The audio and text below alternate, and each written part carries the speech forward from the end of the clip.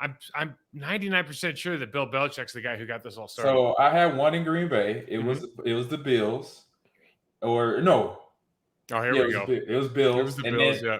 It then was the Chicago Bills. Yeah. and then when Right. I went to Houston, we did the Saints. So Mhm. that was an easy drive, 8 hours to New Orleans, and then I think that's it. So I had 2 joint practices in my career.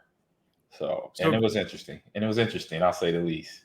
So Ja'Marr Chase, yeah, and they've kind of evolved, right? And Right. it's really the joint practice is really kind of a And proxy I've on. done it as a coach in high school. We've done that with multiple high schools. So yeah. So yeah, now on the West Coast, at least in high school, what they do is they have a camp, and everybody will go Yeah. to a certain place and just play live football the entire time. That's what they did here in Wisconsin. It's called a Yeah. jam. They did a jamboree Hmm. when I was coaching in Milwaukee at Oak Creek, and that jamboree, it was just basically scrimmages going on everywhere against. It was 12. We were 1 to 12 teams there at about 5 football fields, going on at the same time. So Ja'Marr Chase came out and said, "Hey, listen, something to the effect of, hey, basically, I don't care if Joe Burrow plays until whenever he's ready because he's so valuable to their team." But Right. it does kind of, I don't know, maybe put a damper on when you get a joint practice and you practice against the Bills, or excuse me, the Bengals. Now you got me saying it. Yeah. The Bengals are a good defense, no doubt about it. Very good D. But the reason that you bring in the Bengals is because they're the better team. They're a good team. They have the 3 wide receivers and Yep. they have what I consider the second best quarterback in the league in Joe Burrow. And they got good running backs. Mixon, really good. They got dudes. They've picked up offensive linemen over the last couple of years. They're still not very good at that position, but they're getting better. They're slowly getting better. But I guess it takes a little shine off it because Burrow won't be playing. You don't have that Burrow Love comparison that wouldn't be fair to Love, but it would be interesting to see. I do have and obviously when you talk about Jaire Alexander and all these different guys that on defense that want to show out, it's like, well, I mean, listen, when Doug Peterson came into the game, we weren't like, oh, we're still, we still thought we were good, but we know we're not quite as good as we used to be, right? Correct. But if you're a head coach, how do you run this week? Like, what are the expectations? How do you want to run practices? Are you going to run them the same as you would run like your regular practices, just integrate everything into the team? What do you tell your team before this? Because you're doing it to get these reps. Right. And maybe you're doing it like coaches are probably doing it to make sure they know everybody on other staffs in case they get fired. I mean, there's a lot of stuff that goes on. Yeah. Right. But what are you doing? All the ongoing. So from a coaching perspective, it's simple. It's this. So first thing I would say to players, hey, I know it's a different day in terms of how the speed of practice goes, but protect yourself at all times 100%. Because we're dealing with unknown players. We don't usually practice with these players every day, every week for a season. So we don't know their pace. So regardless of what is said by me or Zach, when we get on the field, protect yourself. Be aware of yourself, how you run things when we do a drill, and then make sure to get the right instructions of how the drill goes. And then after that, from a game plan and for what I want to see from my player standpoint, I want to see, look, we're going against other good pros. Now it's another team, so that's a different mentality. So you do, I think as a player, I want to say approach this a little bit like a game, but also working on your technique, working on your skill, working on who you are at your position against another good player from the AFC. Now you're dealing with, you don't really know them because we don't play them a whole lot traditionally. So have that mindset going into every drill, even once we get down to like a 6-play scrimmage, 10-play scrimmage, same idea. We're trying to get better here. Don't and do your best. That's what I'll say to this, do your best not to take things personal when you get roughed up or they beat you on the play, and keep your mindset right, keep it tight. So keep the fights down because we know we're going to have fights. It's at that time of training camp. Usually it's week 2 when the scuffles come around between linebackers and running backs, O-line, D-line starts to pop up. So that'll be my first talk to my whole team, and then obviously to certain positions out there on the field. Yeah, I would just maybe even take it a step further and say, listen, guys, this is the new NFL. You guys, starters, you don't play in preseason. Right. And this is the time we're going to get reps. And I don't, tough bananas if you don't like it. And I'm just going to warn you right now, all of you who are playing should be going exactly as hard as you need to go so you will not lose a rep.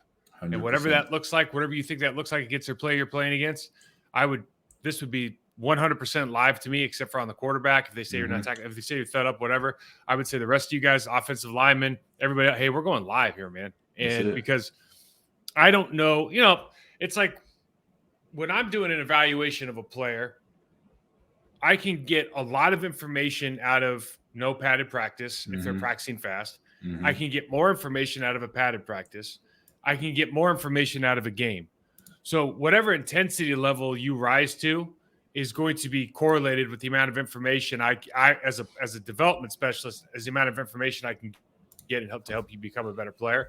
Right. So if you're not trying, if you're going out there, especially against other people, and you're not trying to just be a dog, because you're really going to get what, AG? Like, let's say 18 total snaps. In the whole full joint practice, yes. Yeah, and this whole practice. I mean, talking about live reps, you might get, 6 here, 8 there, whatever, maybe a couple of one-on-ones, but you're not going to get that many. But the times that you have, hey, and usually you're going to get the play sheet, right, the night before. Yep. This is, hey, we're going to do 10 here, 10 here. There's going to be, 10 minutes of one-on-ones. There's going to be 2 move the ball periods. One's you're going to go twice. There's going to be a goal line stand or goal line plays on the second practice of the third day or whatever. Yep. And listen, when it's called up, like, coach, if I got an air horn, like something different, I got to, start getting one of those little spinny things that makes funny sounds. Like, I got to put something out there. My guys know, like, okay, it's go time. We're going to show this to everybody, and everybody's going to see it. Yeah. Yeah. You got to go out there and make sure, like I said, you got to go 100% and, work your technique, work your skill, and make sure I say the biggest thing, protect yourself. I remember going back to that high school camp or jamboree, and I told all my running backs, I said, hey, like, first, this was an actual one where they came to us. And so the high school, it was just 2 high schools, Oak Creek, and I think it was Racine Bradford. Kenosha Bradford. Kenosha Bradford. They come in, and I was like, guys, listen, I know the head coaches already said their little speech, and we're in our one-on-one warm-up. I said, look, I know what coach said, but 9 times out of 10, those guys on defense, their team, they're going to come 100% full speed when that ball snaps. So what I'm saying to y'all, it might be thud, but take it. I want you to go in the mental as it's full contact going to the ground. So be ready. And sure enough, it was like the second play when the linebacker tried to tee off my running back. Thank God he remembered that and went into tackle well, went into the hit well, came out of it well.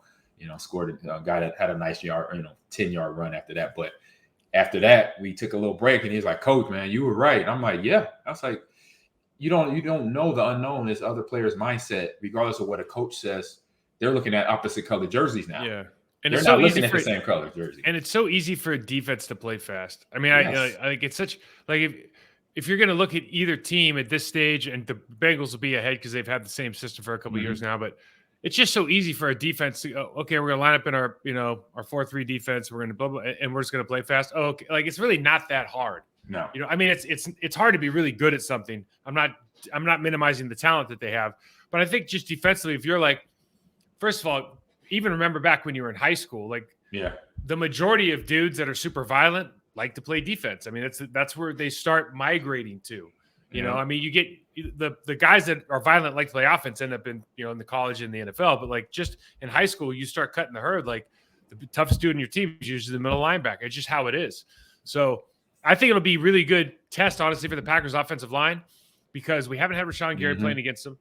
Yeah. And these guys got some dudes on. DJ Reader's a real bona fide star in this league. He doesn't get enough credit for being a great defensive tackle. Obviously, you've got Sam Hubbard as a team captain. But then Hendrickson, who I think they just signed Trey Hendrickson. They just signed another extension. Those 2 guys are really, really good. I think Zach Tom, if Josh gets out there, whoever, they're going to get some really good kind of feel for what level of play he's at, because that dude, if it's Hubbard and he plays for those 18 snaps, he doesn't take a single play off. So I think that'll be a good matchup to see where Zach Tom is. I think the whole entire offensive line will have a good look. And I mean, listen, the fact that we're doing it instead of we talked about this last year, AG, like, is it better to go play in front of the stadium and get hyped for that whole thing and do the preseason thing versus this? Right. I personally think so. Like, I would rather play a quarter there than have to go through these practices where I don't know really if is that what an angry coach is going to do. Like I just picture John Fox being like, "Nah, I didn't like that today. Let's just run the whole practice again." And going like, "Well, yeah, I've had a few. You know what I mean?" So yes. I'd rather do it that way. But the fact that they found this cheat code and to make sure these guys get some more live reps, you got to come out there ready to go. Yeah, and I say the back end for the wide receivers, with facing Cam Taylor-Britt, who's a good safety there, our good corner, and Awuzie as well. Those young receivers still young, even though they got Watson 2 years. This is his second year.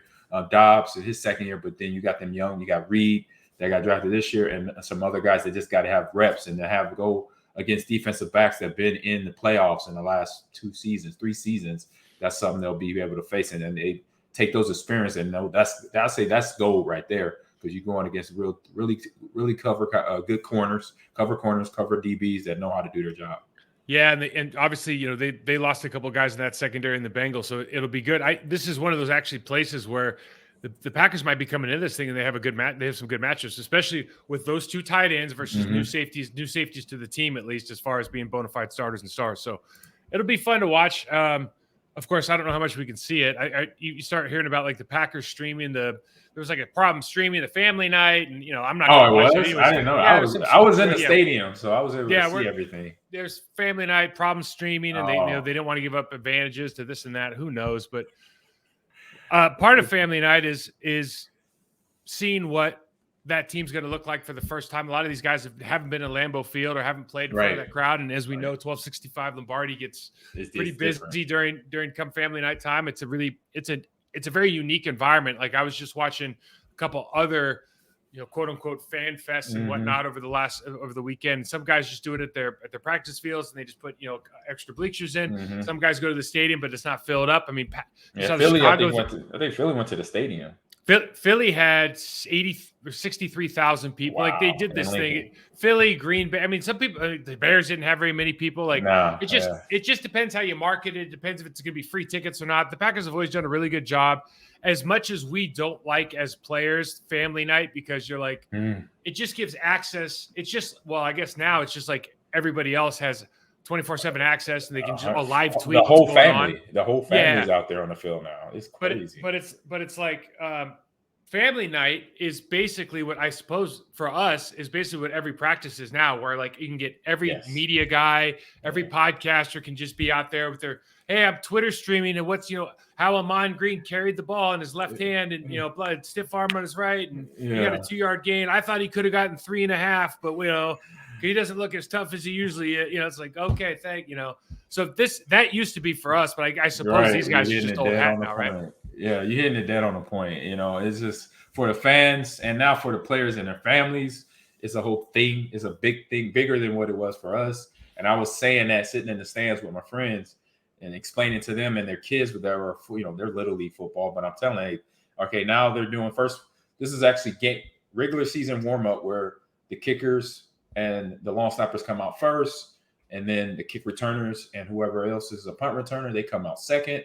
And then you got the running backs and then linebackers and then O-line, D-line, all from there. And then after that, pretty much everybody else comes out and then everybody goes one-on-ones. So you see, I'm just pointing at the field from where I was sitting in the stands and making sure they, and they kind of follow along real good. But for that, it was like this. After that, I was like, oh, it's just practice. Because they kept asking me, why is it, 8th period? I'm like, well, it's going to be at least 20, 30 periods, but they script them out, separate ways. So that's why it's not 4th quarter or 3rd quarter. No, it's period 9, period 10, stuff like that.